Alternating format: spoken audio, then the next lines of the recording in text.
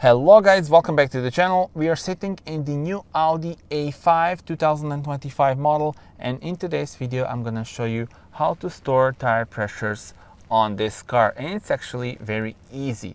So here within the new infotainment system, in the middle you have the 14.5-inch screen, and you will press this car icon.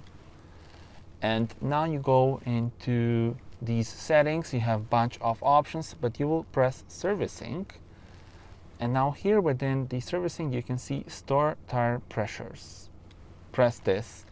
Now this is very important. When you have checked and corrected the pressure in all 4 tires, please store the pressures. So once you've done that, you can press store tire pressures. Do the current pressures of all 4 tires correspond to the required values? So now if yes, yes, store now. The car is now storing values. And just like that, the current tire pressures have been stored.